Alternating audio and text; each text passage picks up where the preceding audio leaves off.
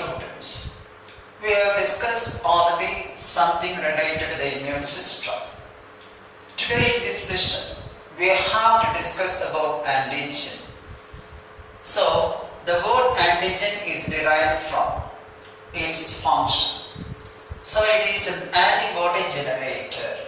That's why the name is given antigens. Antigen, stimulating, provoking, initiating the immune response. Hence, the word is given antigen. So, often it is used to actually, normally antigen refers to two terms. One, immunogen, another one, antigen itself. What is immunogen? So, normally the word immunogen describes, so these are two separate entities used synonymously. Two separate entities used synonymously, but have a slight difference in their functions. Now, immunogen, it describes a molecule that will generate immune response, that will provoke the immune response, or we can say that will initiate the immune response. This is called immunogenicity. The phenomenon is called immunogenicity. So, provoking immune response is called immunogenicity. So, the word immunogen describes a molecule normally that generates or provokes or initiates an immune response. And the word immunogenicity is given for that phenomenon. What is an antigen? Again, this is the second word. It describes a molecule that reacts with either the antibodies. So normally generally we can say reacts with the products of the immune response. What are the products of immune response? Either antibodies or activated cellular components of cell-mediated immunity. Activated cellular components of what is called cell-mediated immunity. So, it describes a molecule that reacts with the products of immune response. What are the products of immune response? That means either the antibodies or activated cellular components of cell-mediated immunity. The cells are activated, and normally these activated cells can react with antigen. So it is concerned with the generation, and that is concerned with the reaction. So here this phenomenon is called antigenicity. Antigenicity.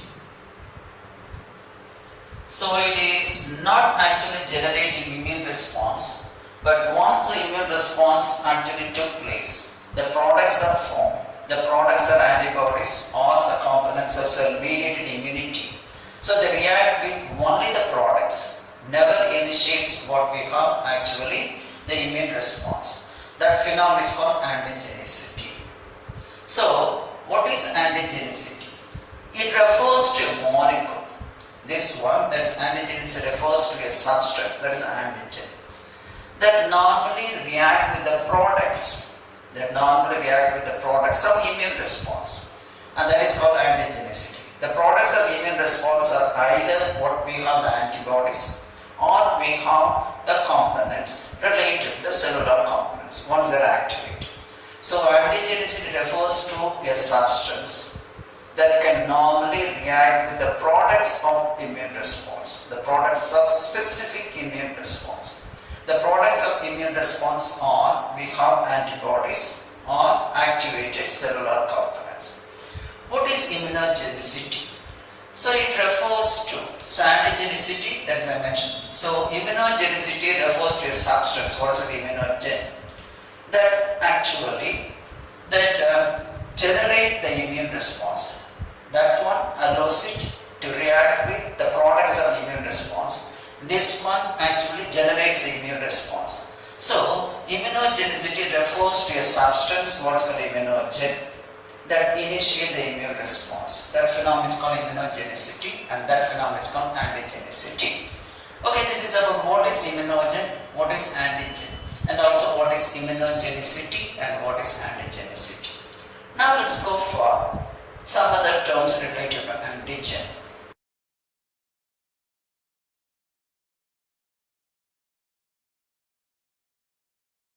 During During transplantation or grafting, for example, transplantation of heart or kidney, compatibility between the donor and the recipient should be taken. That is nothing but the matching between the donor tissue and the recipient tissue. Because there are some antigens present on the surface of the cell. They are called histocompatibility antigen. That should be same between the donor and recipient. Now it is normally called human leukocyte antigen in human beings. This is the common name, histocompatibility antigen. In humans it is called human leukocyte antigen. It is also called major histocompatibility complex. Now this complex is responsible for presenting the antigen to the T helper cells at the time of what is called, that is infection. That's called major histocompatibility complex. We have MHC1, MHC2. That's different. Now, what's the meaning for that one? These are cell surface antigens present in all the cells that can induce immune response. See that one? So it is normally happening during what is called graft rejection. During heart transplantation, in post-heart transplantation just period, the heart may be accepted by the recipient or not. It will be accepted if the antigens are same between the donor and the recipient. If the antigens being different, simply the heart will be rejected. So, these are cell surface antigens that can induce immune response. The result is allograft rejection. So, graft means transplantation. The technique what we are doing for transplantation of heart, etc. There are 4 different types of graft. Number 1, isograft. So this is the graft between identical individuals. For example, graft between the twins. Then autograft. Here, a part of the body is grafted to another part of the body of the same individual. That is called autograft. Then the next one, xenograft, also called by name heterograft. Graft between 2 different species. For example, graft between pig and man. Pig and man. 2 different genetic lineage, we can say, are xenogenic individuals. That is, they have different genetic lineage, entirely different species. The last one, allo-homograft. I mentioned already there is a grafting between the individuals of the same species. That means between 2 humans. But they have different genetic constitution or the genetic makeup or the genotype. This is called allograft or homograft. Graft between individuals of the same species but have different genetic constitution. For example, the transplantation of heart from one human to another human, same species. Okay, now here the major histocompatibility antigen. Histocompatibility means matching between the tissues of the donor and recipient. That is called histocompatibility. So anyway, now this antigen, so these are all cell surface antigens that can induce immune response leading to allograft rejection during transplantation between 2 same species that have different genetic constitution. So that's about histocompatibility antigen. It is very important to match histocompatibility antigen, simply called as a human leukocyte antigen, between a donor and recipient before transplantation.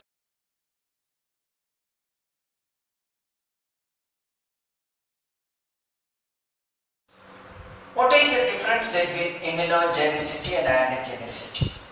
Now the immunogenicity refers to a substance normally called immunogen that allows it to generate immune response, generation of immune response, what is seen already, the immunogen. And antigenicity refers to a substance. Normally we can say antigen. Here we have antigen that allows it to react with the products of specific immune response. So what are the products of specific immune response? You have seen already, that is antibodies or activated cellular constituents of cell-mediated immunity. So a substance that allows it to react with the products of specific immune response. The products are either antibodies or activated cellular constituents of cell-mediated immunity. That's the main difference between immunogenicity and antigenicity. Here the immunogen is involved, there we have the antigen is involved. Now what is immunogen? Once again, I mentioned already, it refers to a substance that generates or initiates or provokes immune response. That is called what is known as immunogen, and the phenomenon is called immunogenicity, generation of what is called immune response. That's about the difference between immunogenicity, antigenicity, and the definition for immunogen. So we have to know some more words and the meanings.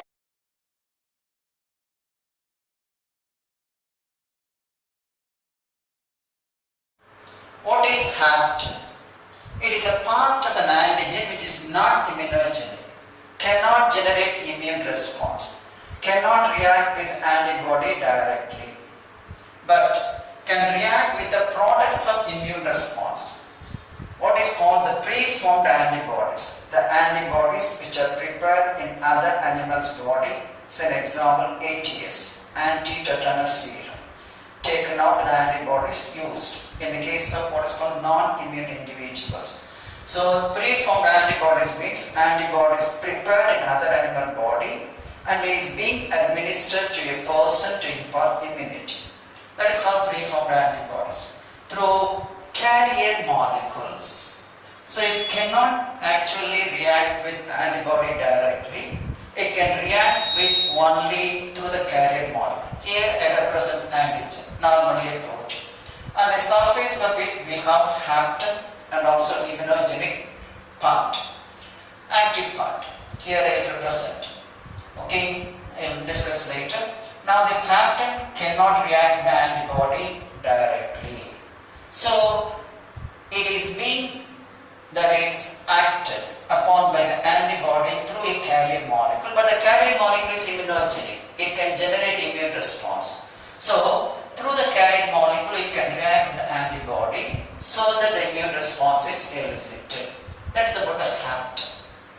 Now two more just related to this one. So hapten, a substance present, normally we can say small chemical group, dinitrophenol, which is not immunogenic, but react with the preformed antibodies, not directly, but through what is called carrier molecule. Okay, two more words I want to conclude.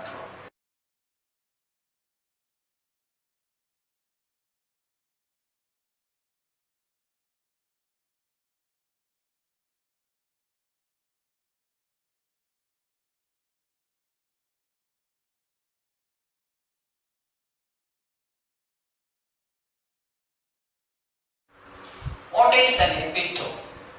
Normally, if you are taking any antigen, they are being processed by the macrophages, broken into fragments, and they are presented in the surface of what we call the macrophage. These fragments are presented by another one, that is MHC molecules, and that's not necessary for you. So, the broken fragments are presented in the surface of what is called the macrophage. So if you are taking antigen, it has many, that is actually cluster of proteins on the surface. Mostly the antigens are proteins. And these are called antigenic determinants because they only react with the antibody. Not the entire antigen is reacting with the antibody. Only few specific regions present on the surface of the antigen, they react with antibody of different types. So I represented these what we have the antigenic determinants on the surface of antigen in different shapes. This one, this one, this one. Some are in the form of hemicircle, some are in the form of triangle, cone-like, and like that. Okay, so it is an antigenic determinant. Where is it present? Present at the surface of the antigen. So an active part of specific antigen. This part only can react with what is called antibody. So similarly we can see epitope is nothing but a part of an antigen which can react with antibody. The part of the antibody molecule which can react with antigen is called paratope. So this is a part of an antigen, this is a part of an antibody. So this one reacts with this paratope. Paratope is a part of an antibody. So it is a specific antigen binding site. We will see under the structure of immunoglobulin. It is a specific antigen binding site. So it is a part of an antibody that binds with a specific antigen. So we have antigen, that is what is called FAB region we have at the immunoglobulin, that is antigen binding site. To that site only that what we have the epitope binds. Now I represented here, this is the antibody molecule, Y-shaped molecule. Now here the part of the what is called antigen, I mentioned about epitope, otherwise called antigenic determinant. Then the part of the antibody which can react with this epitope is called paratope. So epitope is a part of antigen and paratope is a part of antibody. So the paratope binds with a specific antigen. So we have a number of epitopes and antigenic determinants on the surface. They are all immunogenic except what is called this one I mentioned already, the hapten. The hapten is not immunogenic, but all other molecules, the antigenic determinants can react with antibody molecule. That's about epitope and paratope.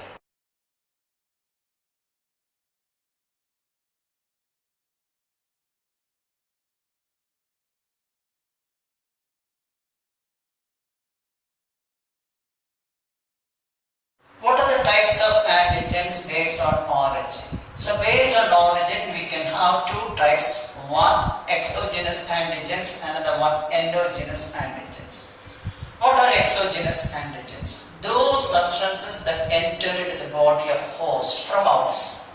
Any antigen in the form of microorganisms or the pollutants or the pollens or any other chemicals. They are entering the body acting as an antigen. Now endogenous antigens, those substances which are formed inside the body.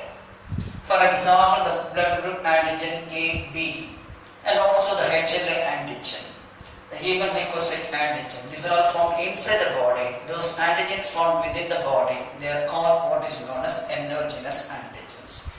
Similarly, based on the nature of antigens, we have two types, natural antigens and artificial antigens. The natural antigens include the particulate antigens and soluble antigens. The particulate antigens include, say an example of the bacteria, the virus, then we have the blood cells, RNA cells, etc.